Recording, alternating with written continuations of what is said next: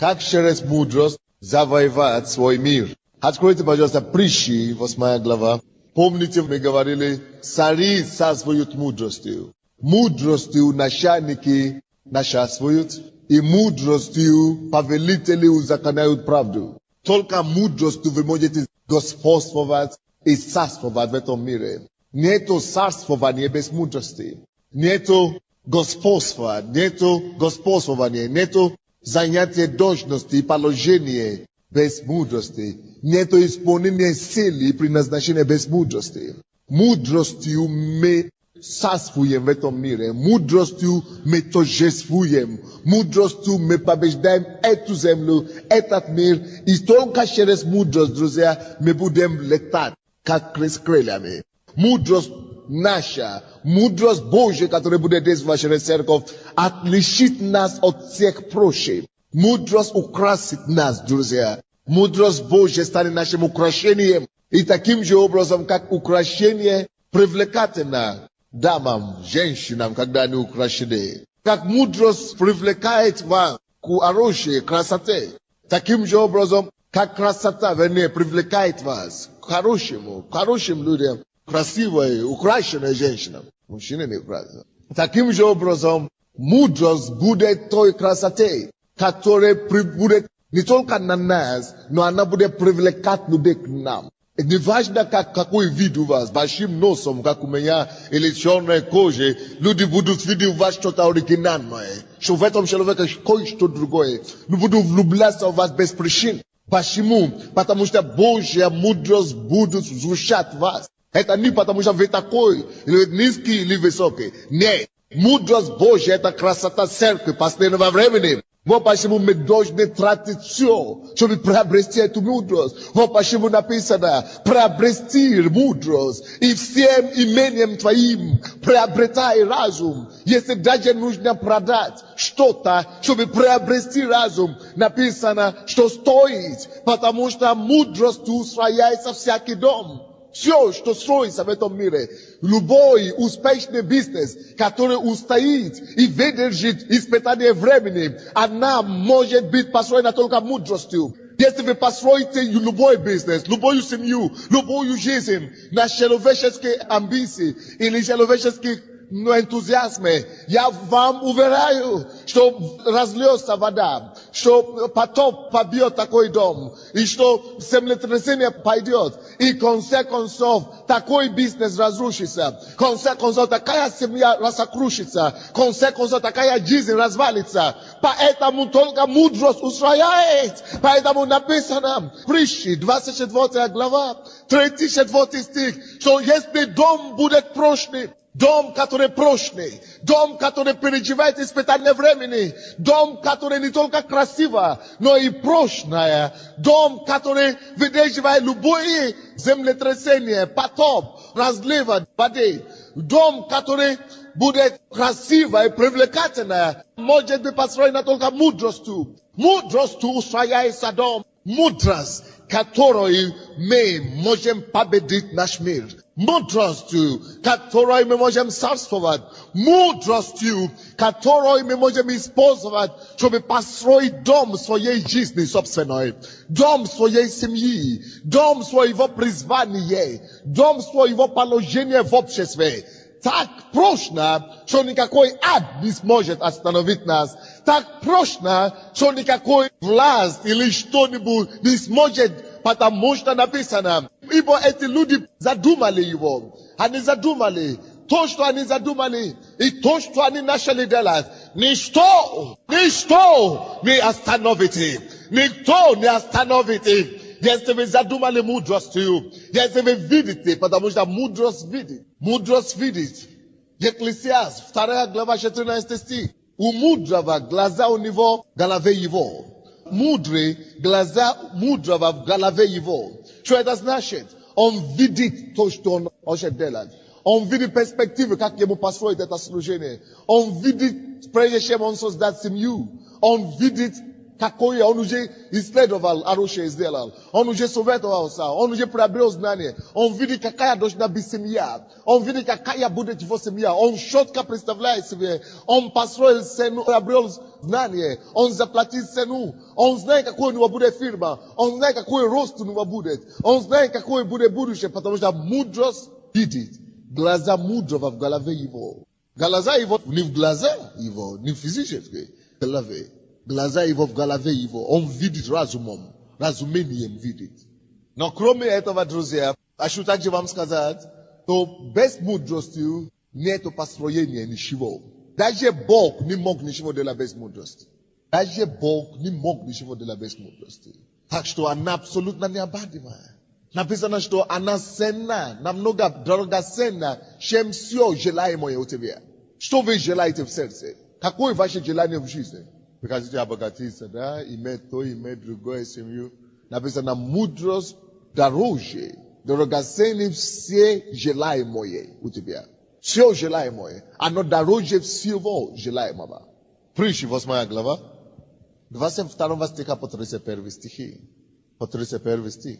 Господь, это мудрость говорит, Господь имел меня началом пути своего. Господь имел меня, мудрость, начале пути его. О чем это говорит нам, друзья?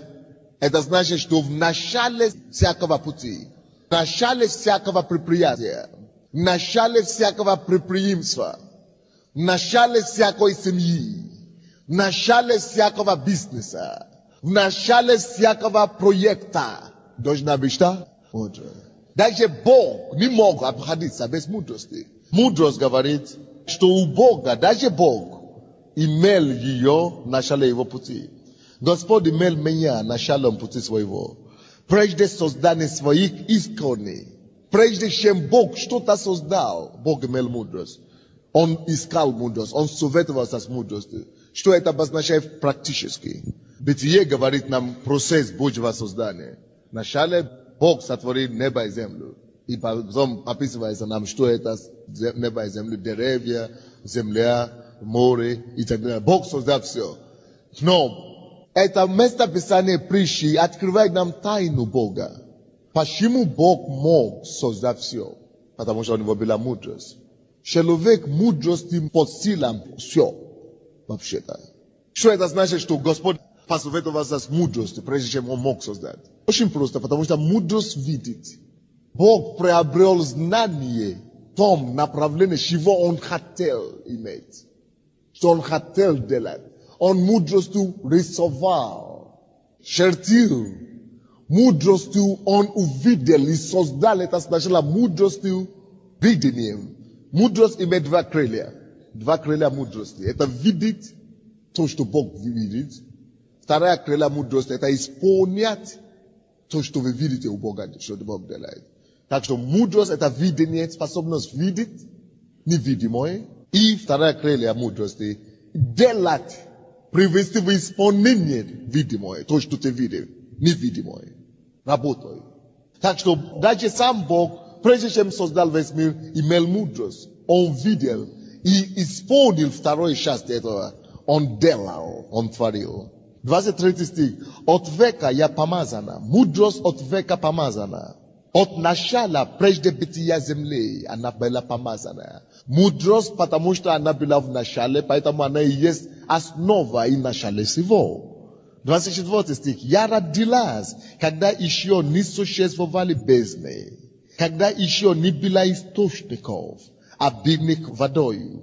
Я родилась прежде, нежели водружены были горы, прежде холмов, когда еще он не сотворил ни земли, ни полей, ни начальник пеленок вселенной. Когда он уготовлял небеса, я была там.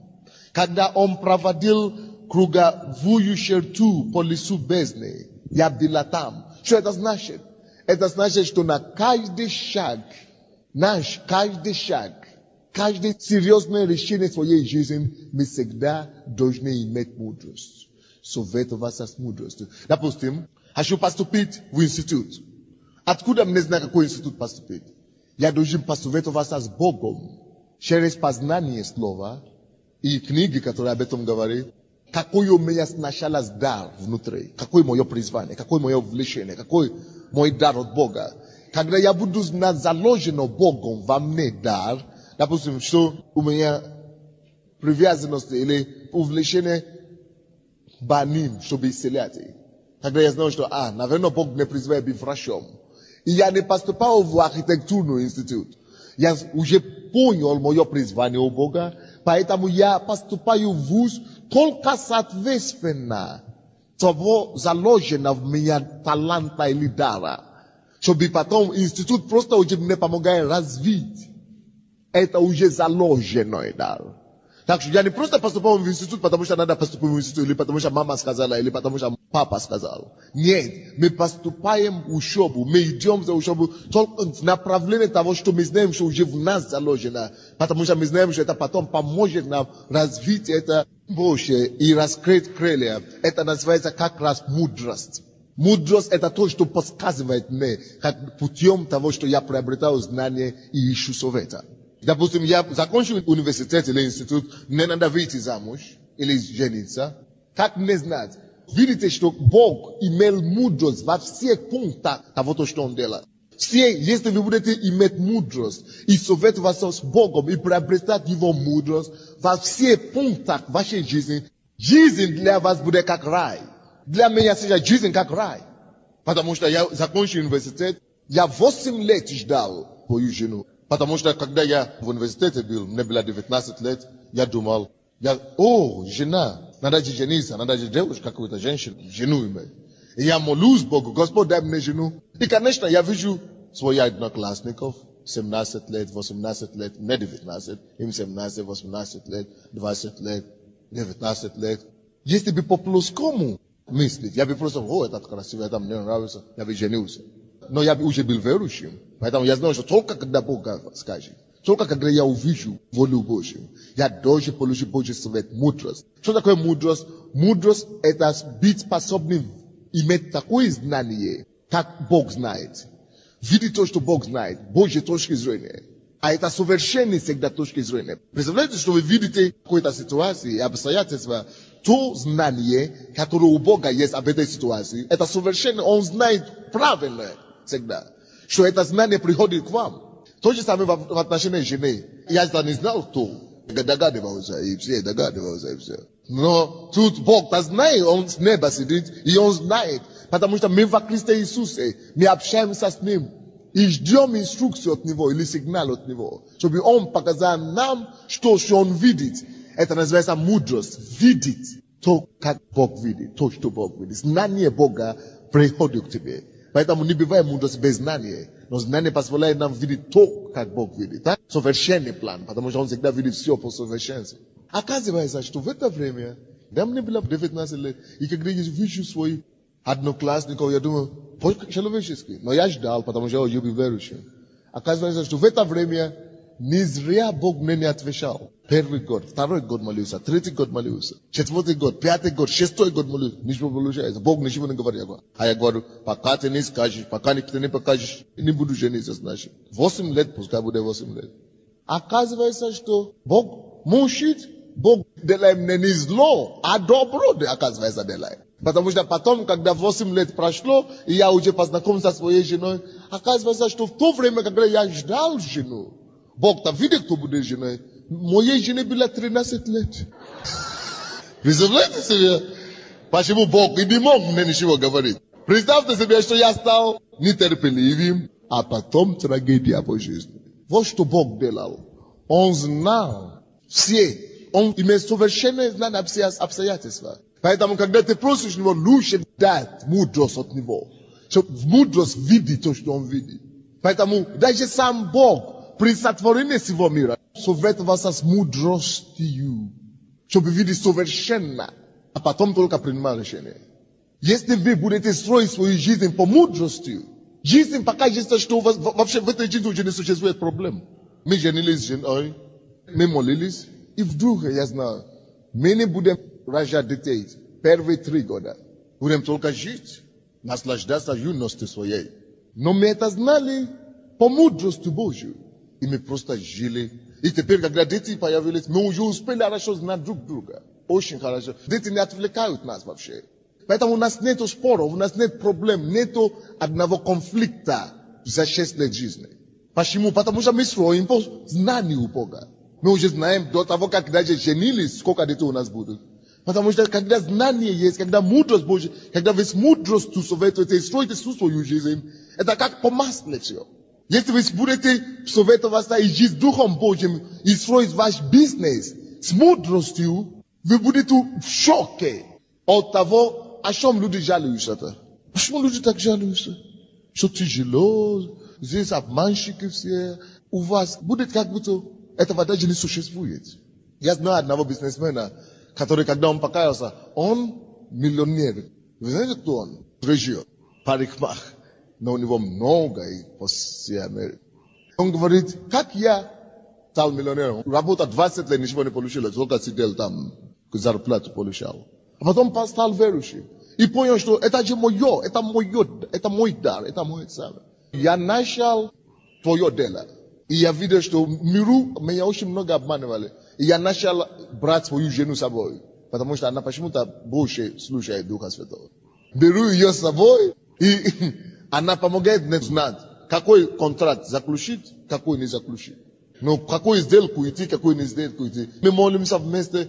Иногда я тоже знаю, но мы работали. То есть они искали мудрость.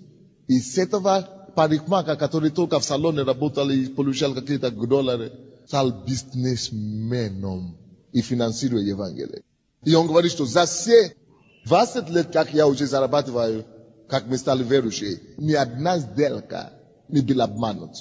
Потому что Бог всегда открывал. 20 лет хождения с Богом. Потому что если вы будете советоваться мудростью, Притчи 8:22. Господь имел меня началом пути своего. Прежде создания твои. Если прежде свои создания вы будете иметь мудрость, вы вообще будете думать, что вообще трудности уже не существует в мире. В начале своего бизнеса, в отношении с людьми, Бог будет проводить, мудрость будет проводить вас. От века я помазана, от начала прежде бытия с земли я родилась, когда еще не существовали бездны, когда еще не было источников, обильных водою. Я родилась прежде, нежели... Почему прежде? Это значит, что до того, как они начали, Бог советовался с ней. Бог имел мудрость, видел мудрость, советовался с мудростью, приобрел знание, приобрел разумение, а потом делал это. Поэтому у него всегда совершенствие получилось все. Поэтому у него всегда точность все получалось. Потому что 24 стих. Я родилась, когда еще не существовали бездны. То есть Бог только уже делает бездны, приобщается к себе мудрость. Мудрость дает ему картины, как это делать. Знание пополняет это, а потом он точно знает, как это точно делать. Когда еще не было источников обильных водой, по 25. Я родилась прежде, нежели вооружены были горы, прежде холмов. Когда Бог хотел создать холмов, он уже знал, что он хотел, но он не спешил. Он приобрел мудрость, видел, как это должно быть, а потом приступил к делу. Поэтому все холмы всегда так и получилось, как они должны были получаться. И когда еще он не сотворил ни земли, ни полей, ни начальник пеленок вселенной, когда он уготовлял небеса, я была там. Еще не делал, просто придумал, уготовлял. Мудрость уже там, чтобы показать, насколько это должно быть. Знание. Когда утверждал верхи облака, когда укреплял источники бездны, когда давал морю устав, чтобы воды не переступали пределов его, когда полагал основание земли, тогда я была при нем художницею и была радостью всякий день. Мудрость – это художница жизни, всяких проектов. Мудрость – это художница всякого предприятия. Что значит художница? Это тот, кто рисует. Всякий дом строится дважды. Сначала строится мудростью, архитектурно как бы, разумом. Ты закрыть глаза, но умозрительно можно это построить. Какой бизнес вы хотите делать? Какое дело вы хотите? Изучите все эти темы, пока вы не сможете представить себя, рисовать мудростью, нарисовать его. Мудрость – это художница. Рисуйте начало этого бизнеса, регистрация этого бизнеса, цели, задачи, устав этого бизнеса, финансирование этого бизнеса. Решайте все вопросы. Видите это умственно. Мудрость – это художница. все пути, как это делать, они у Бога написаны. Бог знает, какие ходы, у кого вам помощь, кто вам поможет, где там есть. Бог все это уже знает. Но когда вы молитесь Богу, Он открывает вам. И когда вы учите, вы исследуете Писание, не только Писание, но конкретно, тематически. Если в медицине, значит медицинскую литературу, если это архитектура, значит архитектурная. Когда вы изучаете, пока вы будете учиться, Бог будет проводить вас к правильным книгам, правильным источникам, где уже заложено то, что вам надо. И вы эти информации накопляете, и они вырисовываются перед вами. Как картина, мудрость рисует. Мудрость — это удачница каждого проекта. Поэтому пока оно не будет нарисовано у вас, не бегите что-то делать. Учитесь пока. Вы не увидите четко, что вы хотели. Тогда успех только будет гарантирован. Когда вы позволяете мудрости быть удачницей вашего проекта, вашей цели в жизни, вашего идея, тогда будет у вас радость всякий день. Что вы подумаете, что нет проблем вообще в этом мире. Мудрость так все проводит, что радость всякий день, каждый день будет у вас счастливый день. Потому что Бог будет открывать, вы живете с Богом. Вы будете знать, какие проблемы могут быть. Бог предупреждает вас, вы будете молиться об этом. Это о том роль молитвы. И роль, и важность молитвы на языках в исполнении своего призвания. Как вы можете промаливать свою судьбу, просто молясь на иных языках. Вы же не знаете, кому Бог призывает вас быть. Вы же не знаете, как оно будет точно. Вы идеи имеете, какое-то представление. Но молитва на иных языках вы можете высвободить это, нарисовать это мудростью, а потом разумением вы это понимаете. Как с помощью Духа Святого высвободить свою судьбу.